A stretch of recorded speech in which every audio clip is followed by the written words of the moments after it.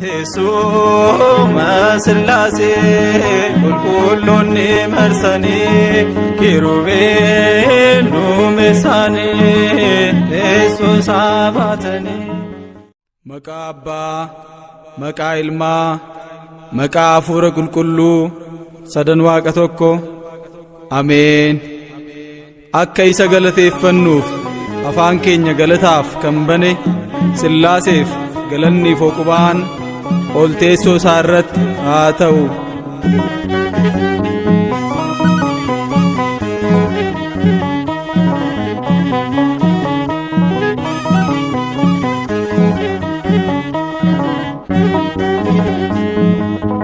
teessuma Sillaasee qulqulloonni marsanii kiruubeen duumessaanii teessoo isaa baatanii. Durbeen gidduu isaanii Miikaa'el fuulduraanii ergamoonni hedduu yemmuu sagadanii koottaatti ilaalaa miidhagina isaanii koottaatti ilaalaa abbaa isa samiirraa. Teessuma Sillaasee qulqulloonni marsanii kiruubeen duumessaanii teessoo isaa baatanii.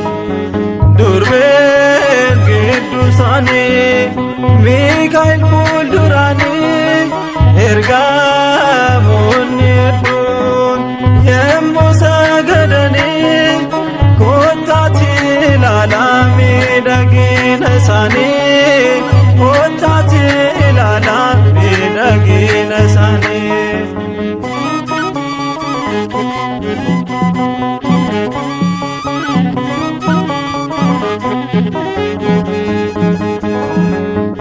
Teessuma Sillaasee qulqulloonni marsanii ergamoonni samii yemmuu faarfatanii lubootni samiirraa qulqulluu qulqulluu qulqulluu jedhanii jaalala addaa kanaa arguuf milkaa'anii. Hojii dhugaatiin miidhagaan argamu hojii gaariitiinis miidhagaan argamu. Teessuma Sillaasee qulqulloonni marsanii kiruubeen duumessaanii teessoo isaa baatanii. Durbeen gidduu isaanii Miikaa'el fuulduraanii ergamoonni hedduu yemmuu sagadanii koottaatti ilaalaa miidhagina isaanii koottaatti ilaalaa miidhagina isaanii.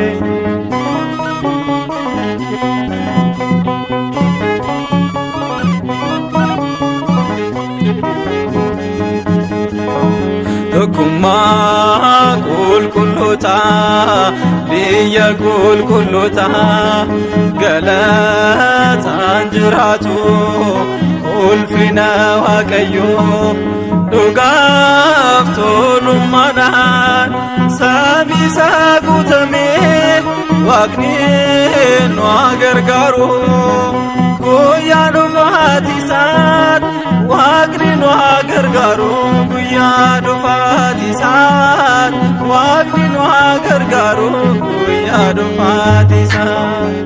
Teessuma Sillaasee qulqulloonni marsanii kiruubeen duumessaanii teessoo isaa baatanii. Durbeen gidduu isaanii Miikaa'el fuulduraanii ergamoonni hedduun yemmuu sagadanii koottaatti ilaalaa miidhagina isaanii koottaatti ilaalaa miidhagina isaanii.